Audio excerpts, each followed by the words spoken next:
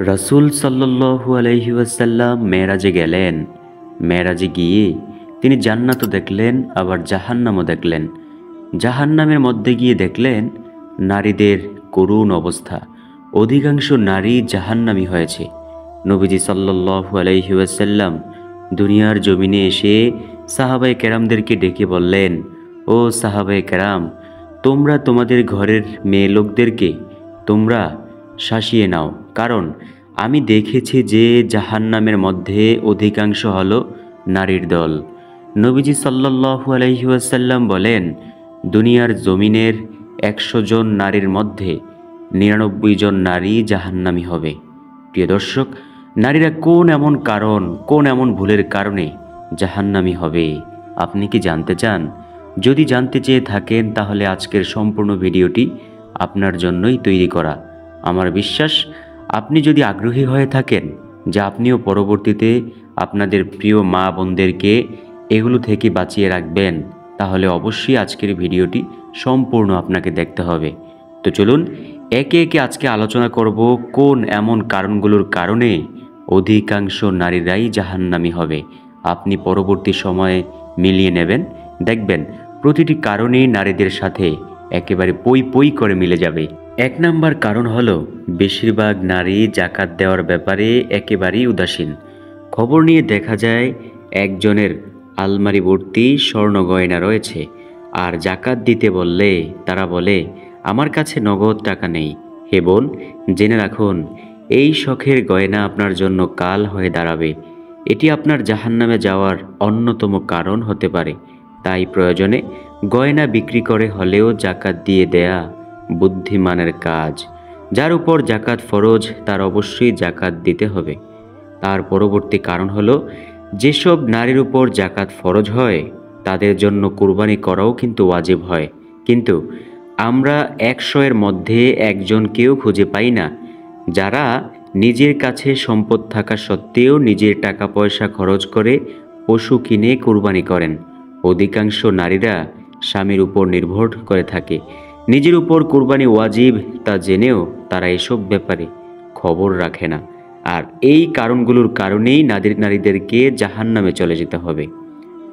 3 নম্বর কারণ, অনেক নারীরা নেইল পালিশ লাগিয়ে থাকেন। শখের বশে নেইল পালিশ লাগায়, অথচ নেইল পলিশ লাগানোর ফলে অজু হয় না, আর নেইল পলিশ তুলতেও সময় লাগে। তাই অনেকে এই নেইল পলিশের কারণে নামাজ ছেড়ে দেয়, আবার অনেকে নেইল পলিশ না তুলেই অজু করে নামাজ আদায় করে। উভয়ই ক্ষতিকর। ফলে সে মূলত অজু ছাড়া নামাজ পড়ল, কারণ যতক্ষণ নেইল পলিশ না উঠাবে ততক্ষণ অজু হবে না, আর অজু না হলে নামাজ হবে না। প্রিয় দর্শক, এটা থেকে অবশ্যই বেঁচে থাকার চেষ্টা করুন ইনশাআল্লাহ। 4 নম্বর কারণ, অধিকাংশ নারী পর্দা করার ব্যাপারে উদাসীন, যা ভাষায় প্রকাশ করা অসম্ভব। কোনো বিয়ের অনুষ্ঠানে গেলে তা ভালোভাবে হাড়ে হাড়ে টের পাওয়া যায়। বিশেষ করে আমাদের বাঙালি সংস্কৃতিতে 95% মুসলমানদের গায়ে হলুদের অনুষ্ঠানের তো কি বেহাল দশা, তা তো আপনারা দেখতেই পান। অথবা বাজারের মধ্যে প্রবেশ করুন, 100 জন মানুষের মধ্যে 70 জনই দেখবেন নারী বেপরদায় চলাফেরা করছে।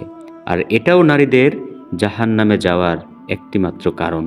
প্রিয় দর্শক, নবীজি বলেন, দুনিয়াতে সবচেয়ে উত্তম জায়গা হলো মসজিদ, আর সবচেয়ে নিকৃষ্ট জায়গা হলো বাজার। বাজারের মধ্যে অনেক গুনাহের চর্চা হয়, তাই আমরা এর থেকে বেঁচে থাকারও চেষ্টা করব ইনশাল্লাহ। তারপরের কারণ হলো, 2 জন নারী যখন মিলিত হন তখন তাদের আলোচনার বিষয়বস্তু হয় 3য় জনের গীবত করা। আর অধিকাংশ নারীদের স্বভাবই এমন যে তারা কয়েকজন একত্র হলে তারা অন্যের গীবত না বলে থাকতে পারে না। আর কথার বিষয়বস্তু হয়ে থাকে গীবত, অর্থাৎ পরনিন্দা করা। আর গীবত করতে করতে অনেক নারী জাহান্নামের দরজায় পৌঁছে যায়। প্রিয় দর্শক, এই গীবত থেকে অবশ্যই আমরা বেঁচে থাকবো ইনশাআল্লাহ। তারপরের কারণ, এছাড়া নারী রাগের মাথায় অনেক কুফরি কালাম উচ্চারণ করে, এমন কথা বলে দেয় যার ফলে মানুষ ঈমানহারা হয়ে যায়। কুফরি কালামের মধ্যে সবচেয়ে বড় কুফরি হলো স্বামীর বিরুদ্ধে নারীর মিথ্যা অভিযোগ। তেমনইভাবে আল্লাহ তাআলার বিরুদ্ধে অভিযোগ করা আরম্ভ করে তারা। যেমন বলে, আল্লাহ কি আমার দোয়া শোনেন না? আল্লাহ কি আমায় চোখে দেখেন না? প্রিয় দর্শক, এই কথাগুলো বললে কিন্তু অবশ্যই অবশ্যই অবশ্যই আপনি কুফরি করে ফেলবেন। এগুলো থেকে বেঁচে থাকার চেষ্টা করুন ইনশাআল্লাহ। তারপরের কারণ, অধিকাংশ নারীরা খুবই কৃপণ হয়ে থাকে, দান সদকা করতে খুব কৃপণতা করে থাকে। যদি নারীরা বেশি বেশি সদকা করে তাহলে আল্লাহ তাদেরকে জাহান্নামের আগুন থেকে বাঁচিয়ে দেবেন। কোনো নারী যদি ভুলক্রমে কোনো অন্যায় করে ফেলে তাহলে ভুল স্বীকার করতেও লজ্জা পায়, দেরি করে। অথচ দুনিয়ায় ক্ষমা চাওয়াটা সহজ, কিন্তু কিয়ামতের দিন এর জবাব দেওয়াটা খুবই কষ্টকর হবে। তারপরের কারণ, নারী সমাজের আরেকটি বড় ভুল হলো তাদের কখনো যদি বলা হয় এটি অন্য ধর্মাবলম্বীর সংস্কৃতি, তখন তারা সেটি বেশি করে পালন করে। কিন্তু যদি বলা হয় এটি নবী করিম সাল্লাল্লাহু আলাইহি ওয়াসাল্লামের সুন্নত, তখন তারা সেদিক ফিরেও তাকায় না। আপনি এই দুনিয়ার অভ্যন্তরীণ জিনিসগুলোর মধ্যে মিলিয়ে দেখুন, আপনি এই পহেলা বৈশাখ মিলিয়ে দেখুন, এপ্রিল ফুল মিলিয়ে দেখুন, এগুলো বেশি পালন করতে চায় নারী সমাজ। তারা দেখবেন ওই দিন বিভিন্ন রং বেরঙের পোশাক পরিধান করে তারা বিভিন্ন জায়গায় ঘুরতে যায়। প্রিয় দর্শক, এগুলো করা যাবে না ইনশাআল্লাহ। আরেকটি কারণ হলো নারীদের আরও একটি বিষয় হলো অবহেলা। তা হলো প্রয়োজনে তারা স্বামীর কাছ থেকে টাকা নেয়, কিন্তু তার স্বামী কোথা থেকে টাকা আনছে সেদিকে খবর রাখে না। স্বামীকে চুরি করে আনছে নাকি ঘুষের টাকা আনছে সে ব্যাপারে তাদের কোনো মাথা ব্যথা নেই। অথচ এটাও জাহান্নামে যাওয়ার একটি কারণ।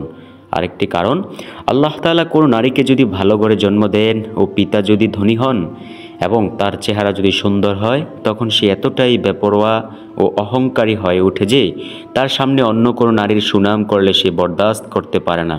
আর অহংকার একজন নারীকে জাহান্নামে পৌঁছে দেওয়ার জন্যই যথেষ্ট।